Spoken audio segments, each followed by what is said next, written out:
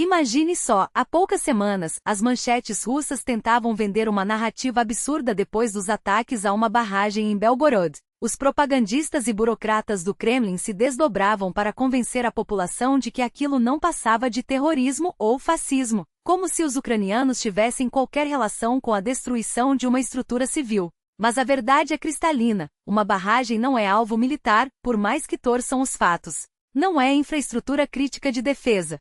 É água, energia, vidas. E mesmo assim, a Rússia não hesitou em atacar. O mais chocante? Em questão de minutos, qualquer um poderia encontrar vídeos antigos onde os mesmos porta-vozes do regime não só admitiam, mas se vangloriavam de bombardeios a barragens.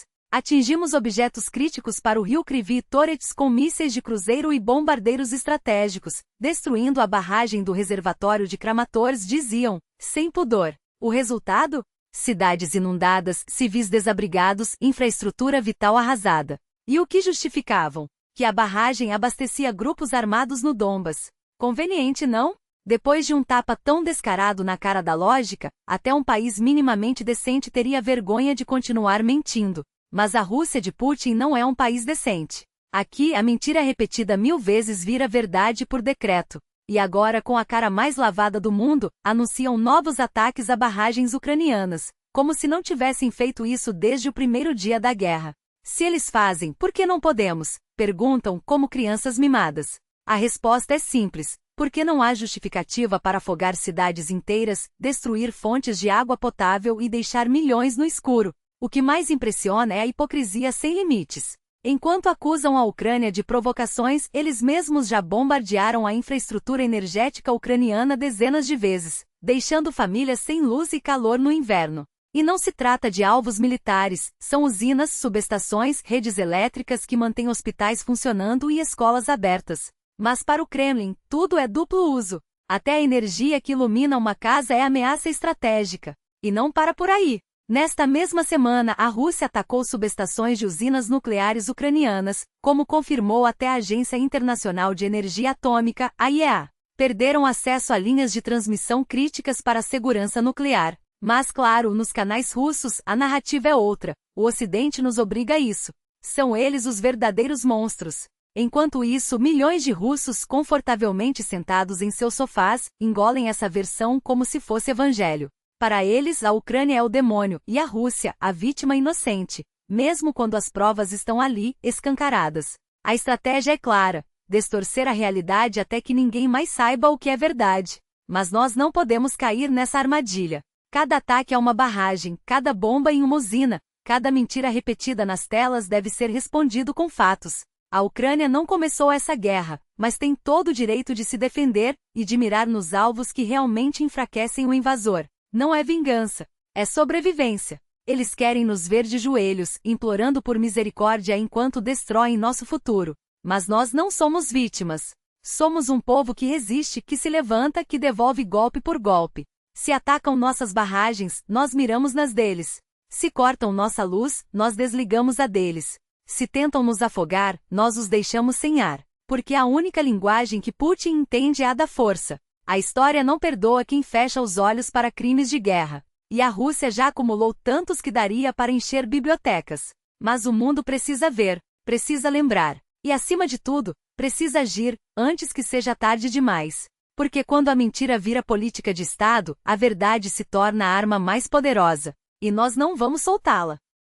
Eles se vestem de anjos, mas carregam o cheiro de sangue. Em Minsk, entre discursos de paz e aplausos ensaiados, os mesmos que enterram números em valas comuns ousam erguer a voz para clamar por humanidade. Como se o simples ato de pronunciar a palavra pudesse lavar as mãos sujas de covardia. Como se, ao repetirem irmãos eslavos como um mantra, conseguissem apagar o eco das crianças mortas sob escombros ou o choro das mães que cavam a terra com as unhas em busca de corpos. Eles falam em desnazificação enquanto reproduzem, letra por letra, o manual dos piores monstros do século XX. Os mesmos que hoje condenam fascistas ucranianos são os que ontem aplaudiam a anexação da Crimeia com o mesmo fervor com que os nazistas celebravam a ocupação da Polônia. A mesma hipocrisia, a mesma sede de poder disfarçada de missão divina. A mesma máquina de propaganda que transforma vítimas em culpados e agressores em salvadores. Eles dizem que a Ucrânia não existe, mas são incapazes de explicar por que então precisam bombardear suas cidades até reduzi-las a pó. Dizem que lutam pela verdade, mas a única verdade que conhecem é a das mentiras repetidas até virarem dogma. Dizem que protegem o mundo russo, mas o único mundo que constroem é feito de medo, censura e covas rasas. Olhem para as imagens. Não as que eles querem que vocês vejam, as dos desfiles da vitória, ou dos heróis que libertam, mas as que tentam esconder.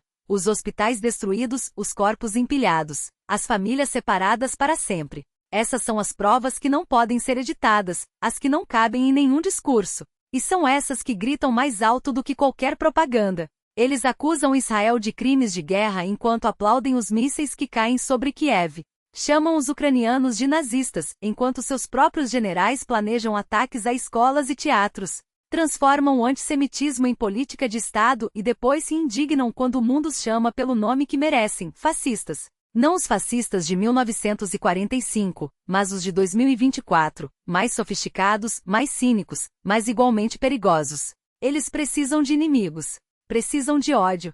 Precisam que vocês acreditem que o mundo está dividido entre nós e eles, porque só assim conseguem justificar o que fazem. Mas a verdade é que não há nós que os defenda. Há apenas uma máquina de propaganda que se alimenta do seu silêncio, da sua indiferença, da sua crença cega em slogans vazios. Eles dizem que a Rússia nunca será derrotada, mas esquecem que impérios caem quando seus alicerces apodrecem. Esquecem que a história não é feita de discursos, mas de ações, e as deles são escritas com sangue. Esquecem que no final a verdade sempre encontra um jeito de emergir, mesmo que seja das cinzas. Vocês ainda têm escolha. Podem continuar acreditando nas mentiras ou podem abrir os olhos para o que está acontecendo. Podem fingir que não veem ou podem ser a voz que eles tentam calar. Porque quando um regime se sustenta na violência e na manipulação, a única coisa que o derruba é a coragem daqueles que se recusam a ser cúmplices. A Ucrânia resiste. O mundo assiste. E vocês? De que lado da história querem estar quando as páginas deste capítulo forem escritas? Porque uma coisa é certa, elas serão. E não haverá desculpas para quem escolheu ficar em silêncio.